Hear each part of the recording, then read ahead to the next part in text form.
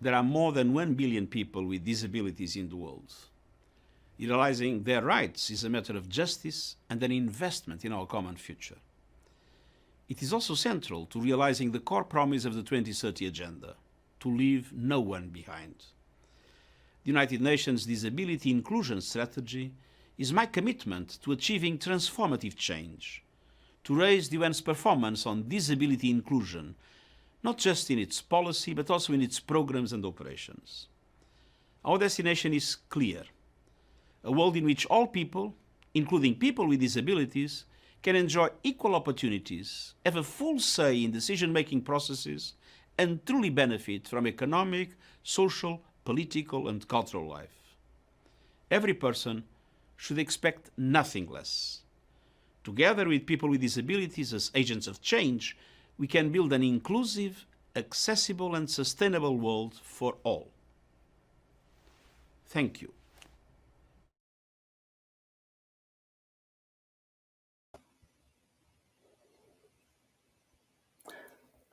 Welcome to this Generation Unlimited and UN Volunteers joint webinar. I'm Masako, the Partnership Development Specialist from the UNV office in New York. Generation Unlimited, Gen U, and UNV are youth-oriented and youth-friendly organizations, and we work together to empower young people to harness their potential and make a difference in their communities. Many young people work very hard to make their communities more inclusive and diverse. Despite their efforts, the rights of persons with disabilities are yet to be well recognized and respected in many places of the world. So today we're going to feature Gen Youth and UNV's work on disability inclusion and the young panelists' experiences to support persons with disabilities so that they can fully harness their talents, work comfortably in their workplaces. In this webinar, we're going to talk about, so here, I'm here with colleagues from all over the world. So Lovett from UNDP Liberia, Aya from UNICEF Lebanon, and Juliet from Nigeria, and Charles also from UNICEF Nigeria, and Anouk from Unilever and Aziza, and she's from the Organization of Bangladesh. And thank you so much for Cynthia. She's a sign language interpreter, and she will interpret our conversation in sign language. So can you show the screen? Yes. So here we are. So you can see. So please, Aya, just to quickly make a self-introduction. Hello, everyone. I'm Aya. I'm a former UNV program assistant in the Inclusive Education Program at UNICEF. I have been working on inclusive education programs that aim to ensure that all children with disability have access to education and services that facilitate their education. We have also worked on policies, curriculums, and with partners who advocate for inclusion through many activities that aim to raise parents and community awareness on inclusion and diversity. Thank you.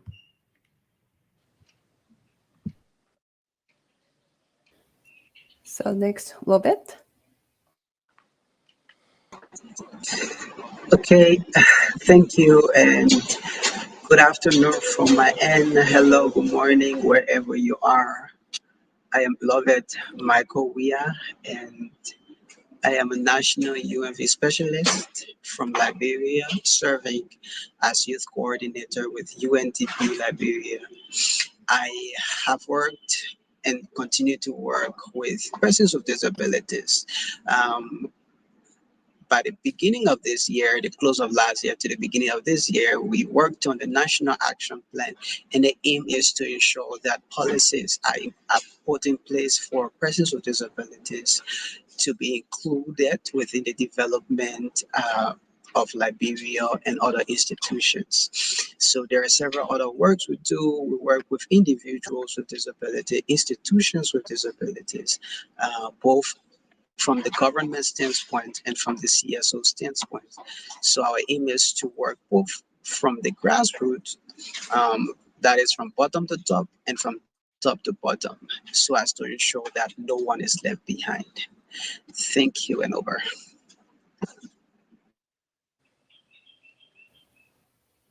Thank you, Robert. Aziza, can you make Hello. self-introduction? Good afternoon. I'm from Bangladesh, and here the sun has just set. So that's why maybe many of you are in the morning zone. BBDN works as a linkage between the supply end, which is the candidate side, persons with disabilities, and also with the demand end, which are the private sectors. We create a linkage to create employment, meaningful employment, and also engage ourselves in skills development and other relevant requirements that the persons with disabilities require to actually participate in a mainstream job market here in Bangladesh. Thank you. Thank you so much, Aziza.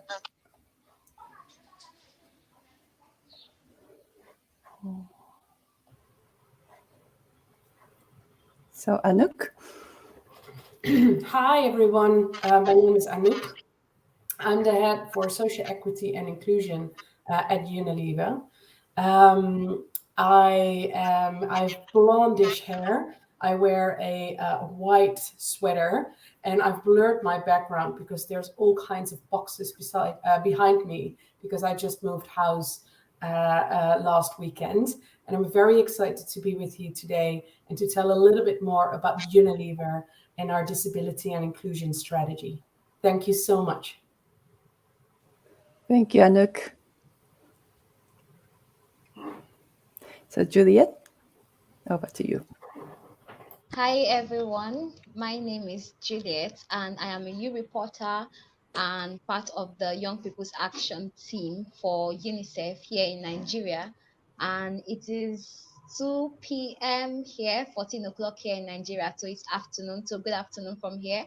And I am basically here to talk about volunteering and inclusion, especially as a young person. And it's a pleasure to be here. Thank you so much. Thank you, Juliet. So lastly, Charles, over to you. Good day, everyone. My name is Charles Ndifon. I'm a U reporter from Nigeria. I'm interested in helping disabled people who have the inability to assist themselves in education, employment, health services, and social services. I tend to give people or assist people that are not strong enough to do their works and making sure that their peers doesn't discriminate them from doing what they should do. Thank you. Thank you so much, Charles. And from here, Aziza and Anouk are going to share their presentations. And after that, I will talk about a little bit about UN Volunteers' work on disability inclusion. And then after that, we move on to a group discussion. So, Aziza, floor is yours. May I have the slides on, please? Thank you. Yes. The next slide. Yes. As you already know, I'm Aziza, working to create employment opportunities for persons with disabilities in a country that is not very well equipped to guarantee accessibility and other support services to the community. BBDN is an organization that was created by the private sector and powered by the development sector to ensure proper scope of work for persons with disabilities. In the country, almost, next slide. As we have to discuss this, I'm going on to the discussion. Next slide, please. In a country, almost with 9.07% of persons with disabilities, and the most of them are out of the work stream. People with disabilities face challenges at the family and community levels here, including obtaining jobs and skills development, and incur additional costs associated with training and job placement and transportation as well. There are also issues with the employers' perceptions. The next slide.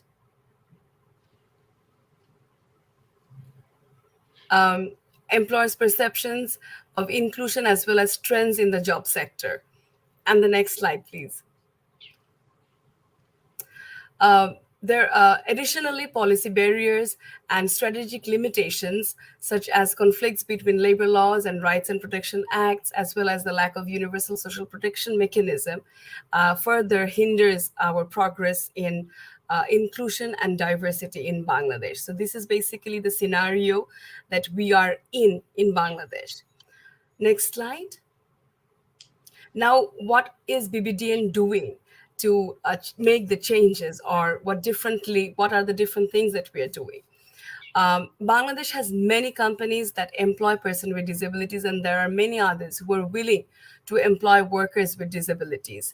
So therefore, there was no forum to bring all these people together to share the learning experience and the successful policies and practices and models to promote disability inclusion in the workplace, which BBDN is currently doing.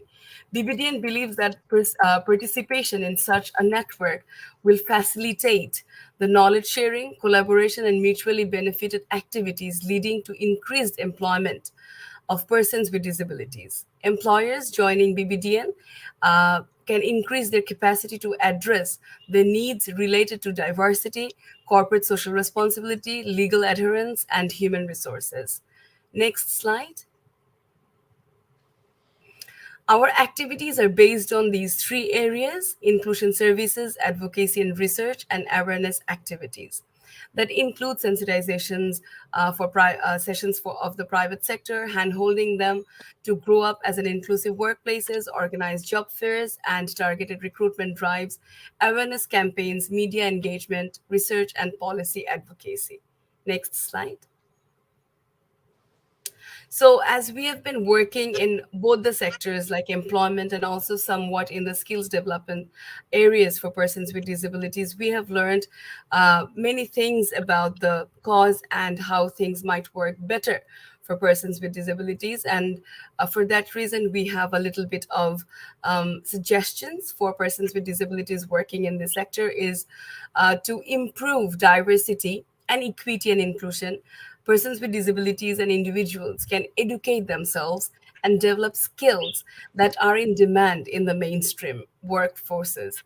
They can also challenge stereotypes and advocate for policies and practices that promote inclusivity, such as inclusive hiring processes, accessibility, reasonable accommodation, and fair play. Next slide. As you see, I have also mentioned all these in the slide, and we believe like to get there, to become an inclusive society, to become a society that accepts diversity and also accepts people with disabilities in the work stream. We have to all work together and always raise our voices, raise flags where it's needed, and work together to create a more inclusive place in terms of skills development, employment, media awareness, and overall inclusivity of the society. Thank you. Thank you so much, Aziza. It was very informative. Yeah, thank you. So now we are moving to Anouk's presentation. Anouk, over to you. Hi, everyone. Can everybody hear me well? Yes. Yes, great.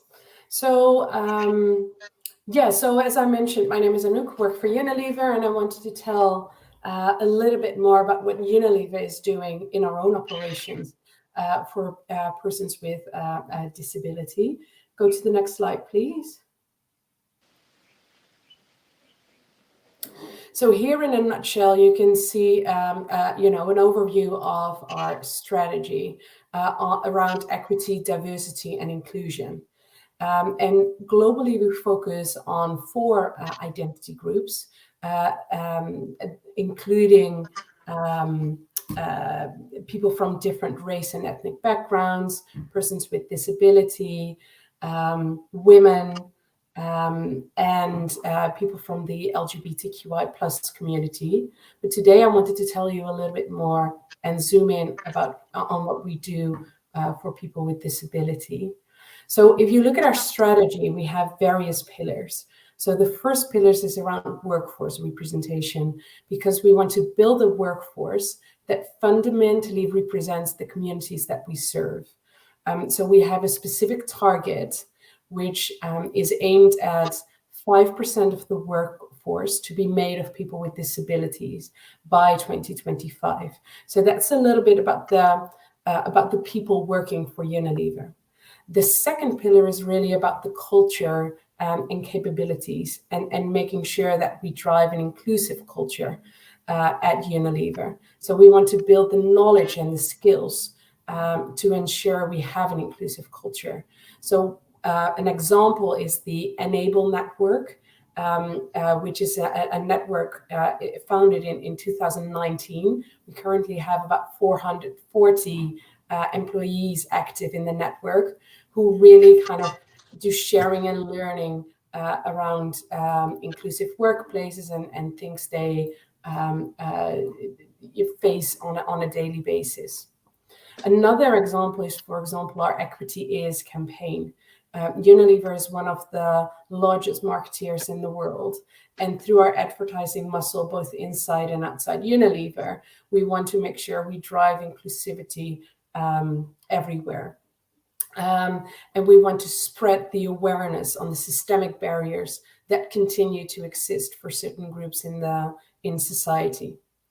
The third pillar really is around reviewing the procedures and the policies at Unilever. And an example that we have and a commitment that we've made is to make sure that all our sites, our factories, our offices around the world are fully accessible by 2025. And then the final pillar is more aimed at big advocacy and partnerships. So examples include, for example, the Global Business Disability Network, in which we are working together with leading multinational companies, together with the ILO, the International Labour Organization, to understand what companies like ours can do to optimally serve persons with disability. Or another example is Purple Space, which is one of the world's largest networking hub for disabled employees.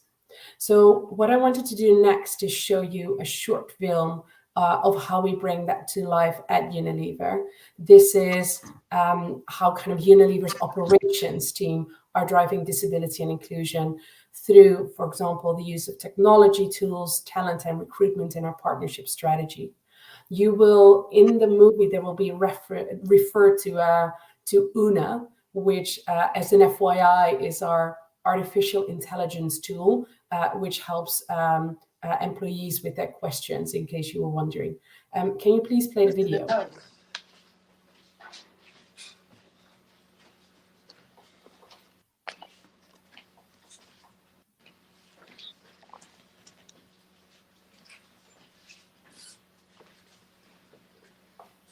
So this always happens. I don't think the technology is working with us today. Is the video playing? Sorry, Anouk, just a second. We are trying to figure out this technical problem is happening all the time. So please be patient a little bit more. Okay, now I can show the video. Okay, video.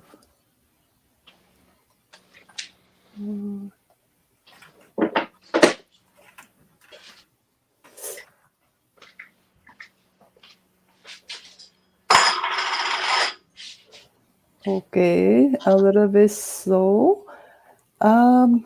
So while fixing this technical problem, can you go ahead, Anouk? Is that Yeah, okay? sure. I'll just go to the I'm last so slide. sorry. Yes. In the film, you'll see at the end. So what I wanted to show you in the film is how the Unilever operations is looking at, how we make our digital tools more accessible, how we incorporate disability, and the theme of serving people with disability in how we do recruitment, how we look at talent. And the film ends with a lady called Karen, who was one of our Sakshim interns. And Sakshim is a program, an internship program in Bangladesh, which is essentially aimed at making sure that we have an entry-level experiential program for persons with disability. And they will be then on a 6-month journey with all kinds of interventions and support. You can see here Enact, which is more about the policies and procedures. There will be focus on psychological safety and an environment, etc. So I wanted to kind of show that as an example of someone who benefited from our inclusive programs and who actually is hired now at Unilever as one of our employees. So thank you so much. With that, I want to hand over to the next speaker, and I'm looking forward to the Q&A. Thank you so much, Anouk. So we're gonna share the video in the comment chat box so the audience can see the video. Let's move on to Juliet. So could you please present your activities and what you do in Nigeria? Thank you. Over Hello, to you. everyone. Yeah, thank you. Hello, everyone. I hope you can hear me clearly. Yes, we can hear you. Okay, thank you so much. So, like I introduced earlier, my name is Juliet, and I am a youth reporter and I'm part of the Young People's Action Team for UNICEF here in Nigeria. And today I'm going to be talking about volunteering and also promoting inclusion. And this is from a young person's perspective, especially for young people. So, next slide, please. Thank you.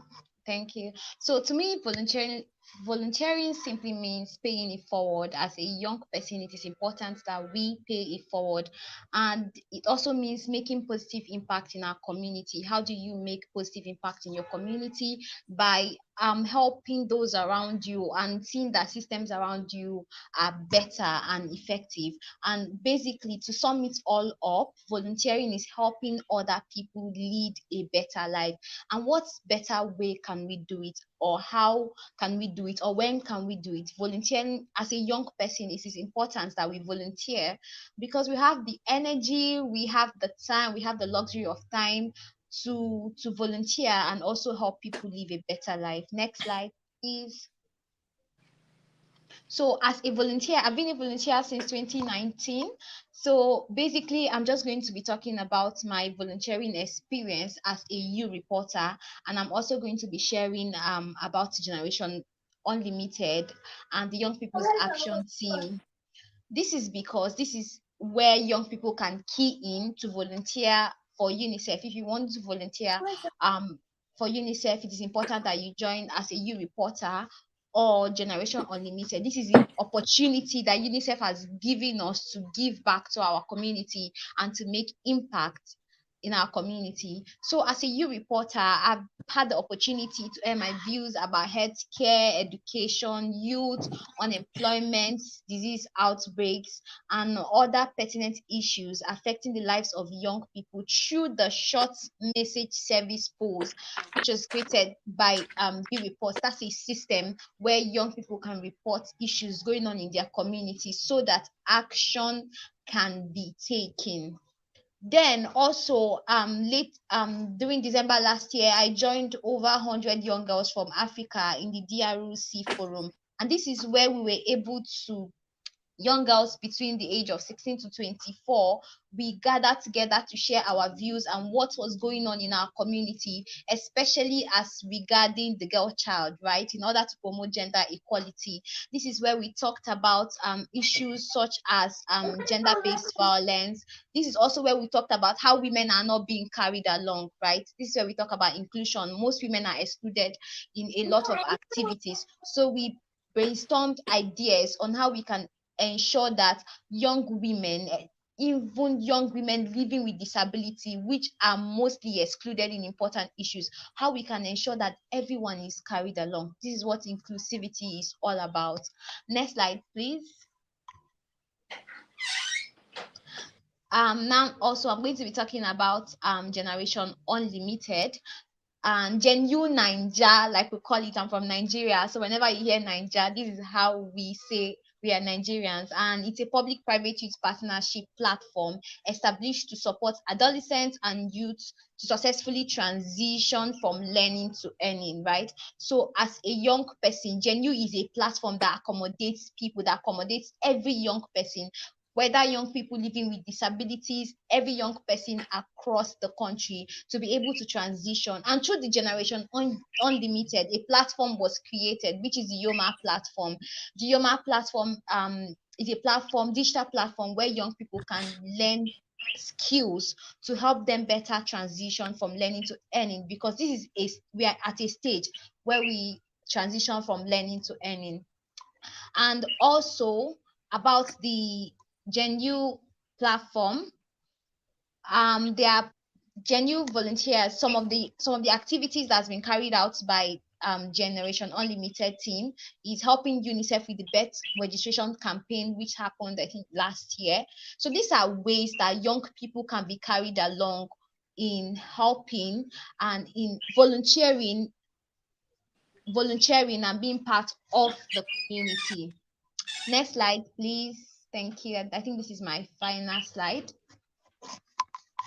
Here I'm going to be talking about what inclusivity means, and inclusivity in the aspect of carrying young people living with disability, most especially because people living with disabilities are mostly excluded in our communities. So for me, inclusivity, people living with disabilities face a high level of bias, a high level of discrimination and exclusion. And most of these challenges include employability, which is what the Generation Unlimited platform is all about, right? Employability, helping people access employability skills.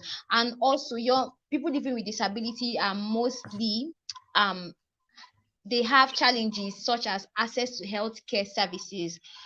And this is what UNICEF is all about, ensuring that young people have access to healthcare services. People living with disabilities have lack of access to education, and they are mostly stigmatized. And this, in the concept of inclusivity, we should ensure that people living with disabilities are included in every core programming. And I think that's what I like about what UNICEF is doing in Nigeria and in other countries. Like a webinar like this, we will have people will have an interpreter to interpret, so that people who cannot hear can be able to follow along with the discussion or whatever that is going in. And to me, this is what inclusivity means, because people living with disability are uniquely abled, and we should be able to treat them as one, treat them with so much respect. And that is why in webinars like this, I call on young people organizations to ensure that their core programming captures people living with disability, especially young people living with disabilities. And thank you so much. This is the end of my slide. Thank you for listening. Thank you so much, Juliet. That was really, really impressive. And then we learned a lot of Generation Unlimited activities and your activities in Nigeria. So let's move on to Charles. Charles, the floor is yours. Good day, everyone again. My name is Charles Ndifon. I'm a youth reporter. Please, can you move into the next slide? Okay. In this, my work, I showed how we can be able to support or put in effort to help disabled people by showing them respect, because disability doesn't mean disability is not inability. It means they are capable of helping the society. They can show support. They can do things for the society. They can assist us, their peers in the society. Also, if you can create forums for them to be involved with things happening in the country, because everybody is needed, because you don't know what can happen in the future. So this, where in a forum where we can make sure people that are disabled are among and are not feeling discriminated, it will promote a sense of unity and cooperation. Finally, I will say that we as volunteers should be able to help people that are not to help people that are disabled, to promote a good lifestyle and unity in the society and the country at large. Thank you. Thank you, Charles. So from here, I'm gonna present a little bit about Volunteers activities. So this deployment, this is a snapshot of the deployment of Volunteers to the UN entities in 2022, which shows their commitment to promoting diversity and inclusivity in their host UN entities. The fact that more than half of the volunteers were female and the majority were from the Global South indicates a deliberate effort to ensure equity and representation in the host UN entities. UNV also deployed volunteers with disabilities, which is a step towards promoting inclusivity and breaking down barriers that often prevent persons with disabilities from participating in humanitarian and development work. Overall, these statistics demonstrate a significant contribution of UNV to the UN's mandate of promoting peace and development worldwide. So next one, please. So can you move to the next slide? Yes, so this is a global snapshot of UN volunteers with disabilities deployed in 2022. In 2022, 204 UN volunteers with disabilities were assigned to support 23 UN entities in 86 countries.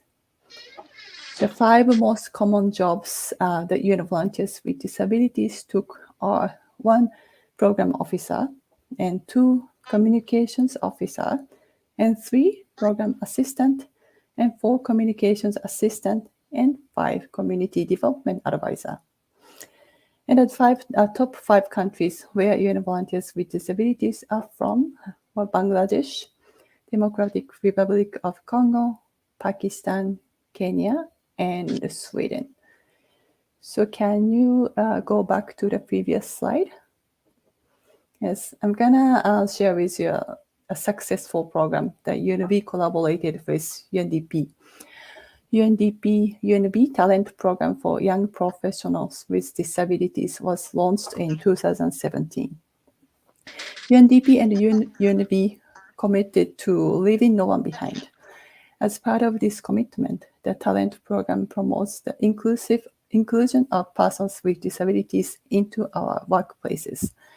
The talent program also aims to build a talent pipeline of highly qualified professionals with disabilities who can contribute to the development sector and to attaining sustainable development goals at the national and global levels. The talent program offers an opportunity to work in the United Nations system. Their assignments may be with UNDP country offices, regional offices, and headquarters. Through a year-long assignment, young professionals with disabilities acquire practical work experiences and get exposed to the UN development mission. And can you move to the next slide? Yes. So this is a concrete example of UN volunteers with disabilities or UN volunteers working for persons with disabilities. So this is the case in Kazakhstan. So Ms. Gurzia Jevabieva, a national UN volunteer expert with UNDP, possesses more than 20 years of experience in social protection. So she's a very experienced UN volunteer. She coordinated a team of 3 UN volunteers at the Center of Vocational Rehabilitation for Persons with Disabilities. And UN volunteers organized job fairs for persons with disabilities, conducted physical, psychological, and vocational, physical and vocational training, and vocational rehabilitation. Among the applicants at the center, more than 50% of persons with Group 1 and 2 disabilities, and including intellectual disabilities. So far, 70% of applicants are able to find jobs and became entrepreneurs. And out of 256 persons with disabilities who applied, more than 100 are now employed. And can you move to the next slide? So this is the last example. So this is another example of UN volunteer with disability in Indonesia. So we can. So he's a UN volunteer in Indonesia. So he works on as a volunteer disability inclusion officer with UNICEF. In Indonesia, Wecan's main responsibility with UNICEF includes mainstreaming disability inclusion practices for children with disabilities. He ensures the access the board in education, WASH, child protection, nutrition, health, social policy, and emergency and disaster risk reduction programs.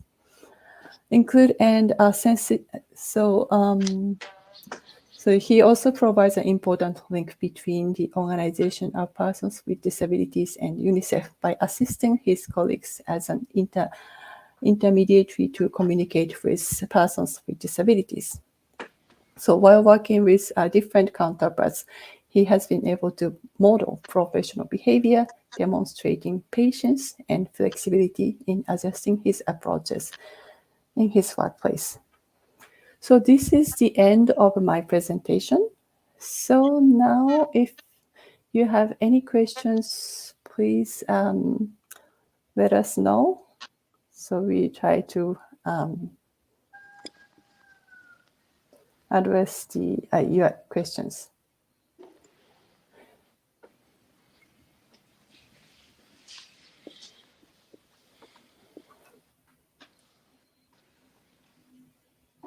Oh, so I think that Anouk's video was shared in the chat box.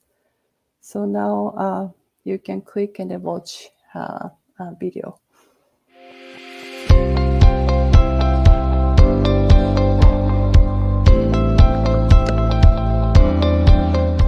This year, we launched the new Accessibility Communication channel, which provides information about assistive technology tools for all Unilever employees. As a result, we increased more than 200% the SharePoint site viewers after 30 days of launch, and we are helping Unilever to be the first employer of choice for people with disabilities. Hi, we as the UNA team took an initiative in 2022 to improve the accessibility standard of UNA portal in ServiceNow. With this vision, we partnered with AbilityNet to assess our platform on WCAG 2.1 standard. And as part of our assessment, we identified 40 plus findings. Throughout the year, we managed to fix 50% of the findings, and the remainder work is in progress. We aim to be fully compliant and meet the need of all employees by 2023. We need to innovate and bring a better candidate experience to our young talents. We implemented a digital application tool, a chatbot, and helped our recruitment suppliers improve the accessibility on theirs too. Not only for our program, but with a wider vision to impact positively the Brazilian marketing, with full accessibility recruitment tools. It's a pleasure for me to work with diversity, and especially in a company that we can experience this diversity every day. Lime Connect represents the largest network of professionals, including veterans who have disabilities in the world, and we are so excited to tap into their network to bring great talent to Unilever. As a result of the participation within Unilever's engagements in Lime Connect, we have been able to drive potential talent from Lime Connect, making 10 offers, leading to 4 intern hires this past summer for our internship cohort. Leaning forward into 2023, we anticipate continuing the great work that the recruitment team has done within recruiting talent into FTE roles as well as university recruitment. Further, as a result of the feedback from the Lime Connect relationship and candidates who have disabilities, we will continue to build a sustainable process for all of North America. I struggle a lot in opening up about my disability, but honestly, past 4 months, I started embracing that disability. I'm not letting that disability limit myself. I'm not letting it define me. I am defining my disability, not the other way around. So I'm honestly thankful for that. This opportunity to actually discover more of my true self when I disassociate from these disability stereotypes that people have put on past many years.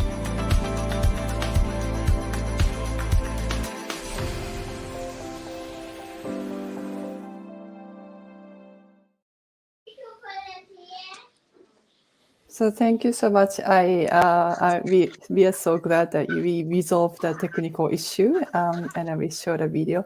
So now I'll move on to Q&A session. So if you have any questions, burning questions, please let us know.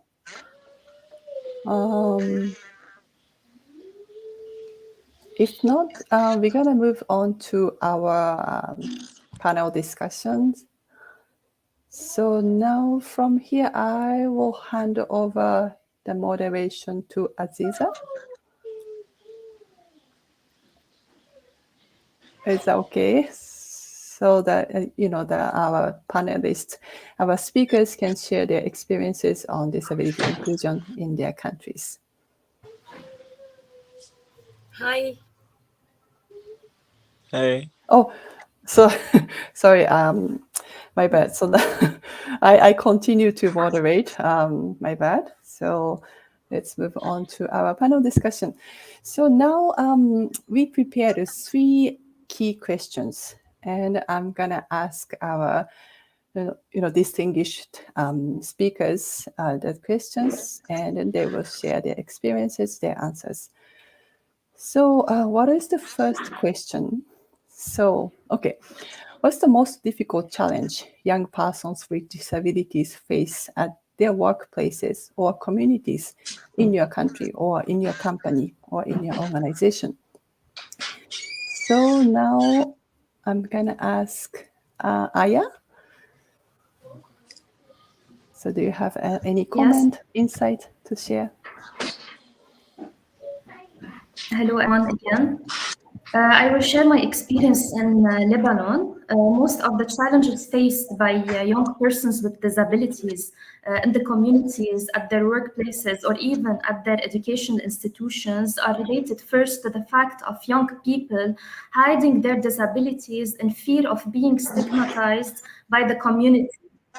We have also the challenge related to the acceptance and awareness of the community to everything related to the rights of persons with disabilities, since people are not aware of the types of disabilities and they fear the contact with children or youth with disabilities, and the traditions in the communities used to hide children with disabilities and not engage them in any studies or activities because they thought it is like a taboo to have a child with disabilities. Also, in terms of accessibility, most of the places are not prepared in an inclusive way to ease the work of persons with disabilities and young persons even do not have a lot of job opportunities related to their functionality. Thank you. Okay, thank you, Aya, for sharing your experience and insight.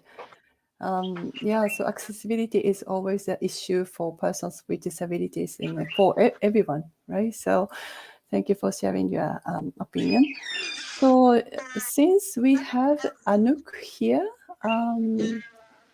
Yeah, she's from Unilever, and I'm very curious about her experience and insights from the private sector. So, Anouk, can you share a little bit about what is the most difficult challenge young persons with disabilities face at your workplace or in your community? I guess in my experience, persons with disability face multiple challenges, right? Not only in the workplace, but day to day, right? Whenever they buy products, whenever they, use public transport, whenever they want to find jobs. Which is why at Unilever, we take, it's a little bit of a different kind of definition, but we use it like a full ecosystem approach. So in my presentation, I laid out the types of interventions that we take in our own operation, so at the Unilever kind of workplace. But if you look at our impact, it's much larger, right? So we also look at what we could do in our supply chain. So for example, we have a commitment that we want to buy more from diverse suppliers, and that includes businesses that are owned by people with disabilities, right? And that is arguably the best way to empower them in terms of access to jobs. We also look at our footprint through our brands. So that means that we look at, from a consumer perspective, we look at the types of products that they need. And through the unstereotype movement, we also look at the way we portray people in our advertisement. So that also includes a commitment to increase the amount of advertisements that we push out there that includes people with disability as well. So there's various ways at Unilever, not only for the people in the own operation. So obviously we look at how we make workplaces more accessible. We have an internal checklist and we look at various types of accessibility in the workplace, Brian signage. We look at induction loop systems, high adjustable desks. There's all kinds of interventions that we take at the own operations. But I think the strength from a Unilever perspective is that we look at the full impact of our business, both in the supply chain and through our brands. And that's where I think we can most optimally help persons with a disability. Thank you, Anouk. It's really, really impressive. And then especially this advertisement, it's really, I'm glad you mentioned that, because we have, unconscious bias about, any, yes, absolutely. We're not aware of those. Yeah, any, groups and persons. So yeah, it's really good to know. And thank you so much for sharing. And now we move on to the next question. So what have you done to change the working environment or social norms in your communities for persons with disabilities? So please share your achievement and what you have done. So maybe Aziza, can you share your experience a little bit? Thank you. As a matter of fact, we work with our private sector as they are members of our network, and they actually we give them services to be inclusive, and side by side we also do projects under various donor agencies and development organizations. So through our interventions, we saw that many times the private sector actually requires a certain type of skilled people that we are not being able to deliver or linked to. So in that case, keeping that thing in mind, we engaged ourselves in various skills development activities or initiatives with the private sector. And we are also engaged in various skills upskilling projects with the development sector as well. And the way we are doing it right now is targeting each industries, and we are trying to create business compacts so that the private sector comes in. They give us the market-driven or market, the skills that is the market is in need of, and then we try to connect training centers, training institutes who provide the trainings. So, and we also drive the persons with disabilities towards the training center so that they can actually upskill them and align them with the market demand and get into the mainstream job market. And also with that, we have seen, we have done job fairs previously, and we have seen that job fairs work to actually employ people with disabilities. However, we have done something creative, that is, we have organized a very selective walk-in interview system to engage the private sector and people with disabilities. We have chosen one company at a time, and based on their vacancies, based on the requirements, we have actually connected to the right people.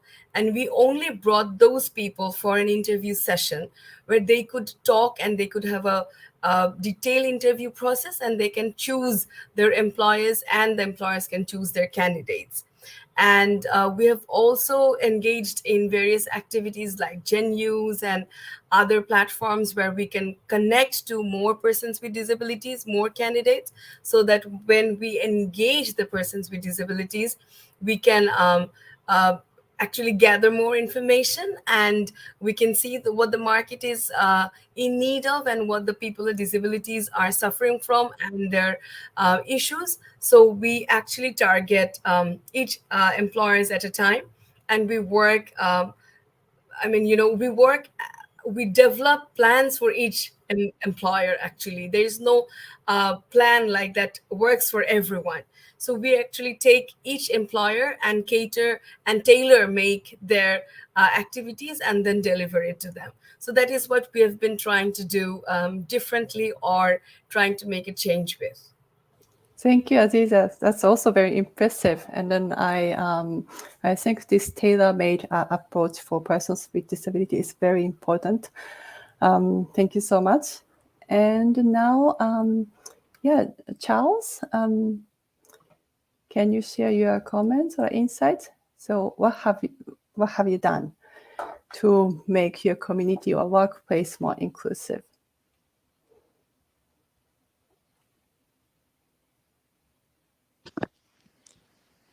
Hello. I want to use an example in my university. I was able to work hand in hand with my colleagues and my lecturers to help a colleague of ours in his education. That is, we tried to, because he was not mentally fit to understand the course he was doing, we had to create time, and we did a extramural classes for him so that he could be able to understand the lesson taught. So I would say that we should meet our peers, to create a comfortable environment for all of them to be able to be free and comfortable in the environment. Thank you. Thank you, Charles. Your first-hand experience is really, really impressive, and we can learn a lot from your experience. So now we received one question from viewer. So how do you target those with disabilities in local communities who are not able to get this information? Also, how do you do outreach to those with disabilities? So I think many persons with disabilities have no access or limited access to information. So do you have any experiences to improve accessibility to information for persons with disabilities? So if you have any comments on this question, please raise your hand. Okay, Juliet, can you go ahead? Yeah, so if you can put the question again on the screen, but I think I understand it. Yeah, so I know that people living with disabilities in various communities, they have a network. They have a network of people living with disabilities. They are almost in every community. So they have leaders, they have people who represent them at every level. So in order to target them with this information, if you are working as an organization or as an individual, you find a way to reach out to those network. Because if you can get to any leader or any person leading the community of people living with disability, then you can get to the rest of them, like to all of them. So that's why it's important to encourage people with disabilities to join communities, to join networks, right? So I think we did a program, I think sometime last year, for people living with disabilities, because we understand that we cannot reach out to just one person. We had to reach out to the network, and from there we were able to reach out to other people living with disabilities. So in every community there is a network of people living with disabilities. They have a group, I can call it a group or a community. Yes, it's easier to find them when you ask. So depending on wherever you are, whichever country you are, you should ask for people living with disabilities in your country. But I know they have their community here. Thank you. Yeah, that's great. Yeah, community-based approach is, it's always, very effective. And then, yeah. Asako, can I just also say something in this question? How the local level community? May I share some of it? So first, can I give the floor to Anouk, because I see raise your hand before you. So, and then after that, so you can comment. Anouk, go ahead. Well, I just wanted to build on that. That indeed, from I guess for a multinational company like Unilever, it's very difficult to reach everyone. Although I guess our advertisement and our products are reaching everyone in kind of globally and in local communities. The way we do that is we partner together with partner organizations who have broad networks, like Juliette just mentioned. So that kind of partner strategy and making sure that you are kind of engaged in the local communities, and that you know who the NGOs and the right partners are. That helps us as companies to connect in with you directly. Aziza, I know you want to say something as well. Thank you, Anouk. In Bangladesh, the way we work is we have organizations of persons with disabilities even in the rural areas. So all the organizations are connected to the persons with disabilities in their locality. And through all our projects, we try to connect with the candidates through the OPDs so that they actually are aware of the activities going on, and they also have a resource pool of the candidates. So that is a very good approach that I see. And we also have local level disability focused departments from the government who actually work to rope them in the process. And all the NGOs that work in Bangladesh and the NGOs who work in disability, especially in Bangladesh, are also connected with the OPD network.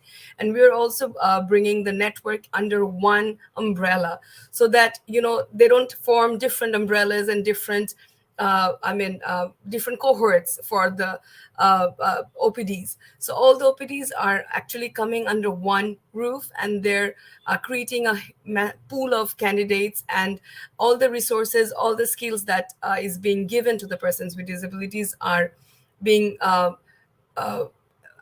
advocated and promoted through those links. So that's a way I think we can connect more people with local levels or the rural level people with the system. Thank you, Aziza. Yeah, imagine if every community is more accessible and inclusive, and we can include everyone, right? So we need someone like you in each community. So now I'm gonna move on to the last question. So in general, so what do you think? What young people can do to make their workplaces or your communities more inclusive? That's a very important question, right? So now I'm gonna give it a floor to Robert. So do you have any comments? So what young people can do to make their communities more inclusive? Okay, thank you, Asako, and thank you, everyone. Well, I've met and talked to more young people. Like, one thing I mention always is advocacy for the rights of persons with disabilities, or the inclusion of persons with disabilities. has evolved from just saying words to action. So I think one key thing that young persons can do to ensure that their workplaces and communities and even their nations are inclusive is to advocate both in words and in action. Um, Most times we have persons with disabilities and even people who work with persons with disabilities go on the radio, go on social media and advocate. But then one way that makes advocacy more effective is to have persons with disabilities who have the opportunity to serve in different positions, use their ability, use their technical know-how to prepare a path for even those who are still at the back.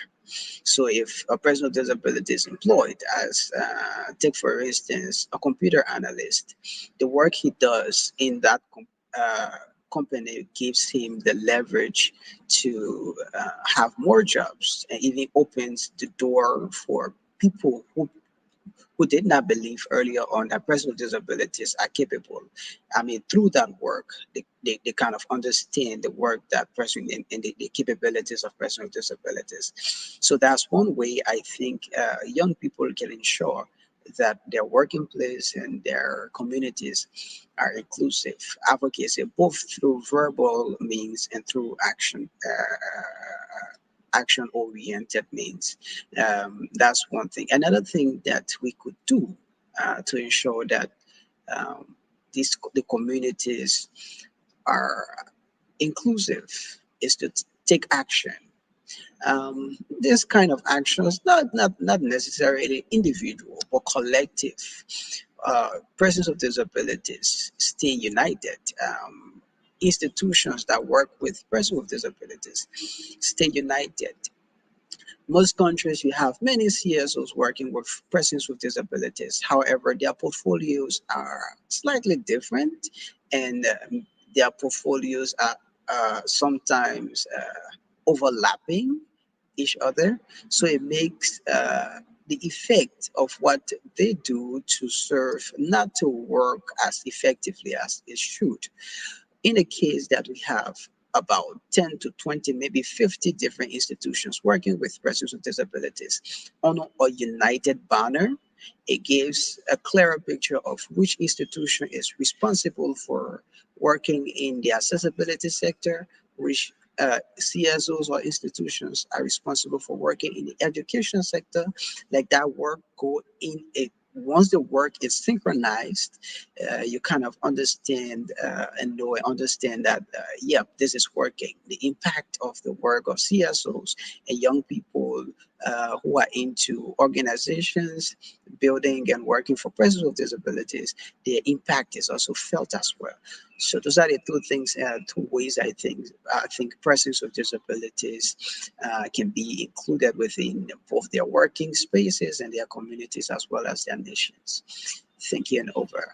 Thank you, Robert, for sharing your experiences, and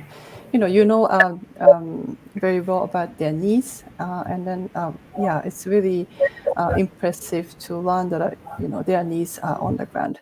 So now quickly give it a floor to Aya. So she also has a comment on this question. Over to you, Aya. Yeah, to have an inclusive space and community, it is always important to engage and encourage young persons with disabilities in all the activities done in society through the empowerment programs.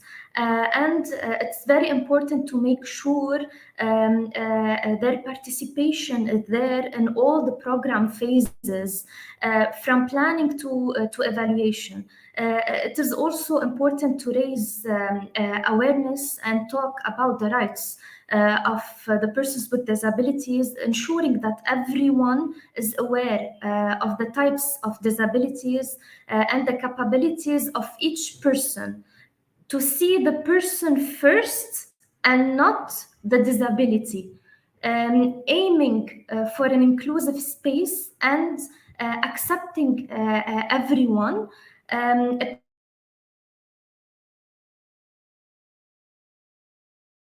And each person should start with its own surrounding, keeping in mind that it's not just about access, it's about valuing everyone. Over. Thanks. Thank you, Aya. It's a really good remark at the end of this session.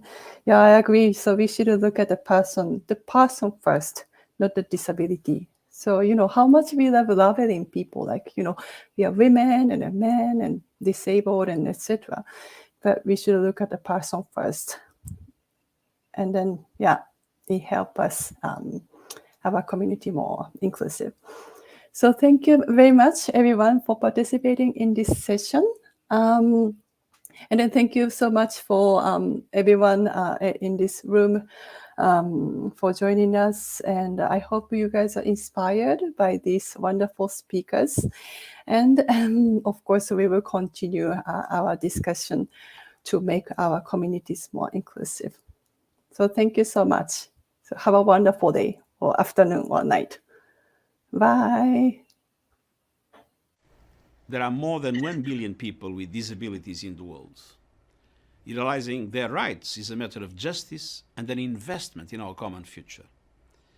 It is also central to realizing the core promise of the 2030 Agenda, to leave no one behind. The United Nations Disability Inclusion Strategy is my commitment to achieving transformative change, to raise the UN's performance on disability inclusion, not just in its policy, but also in its programs and operations.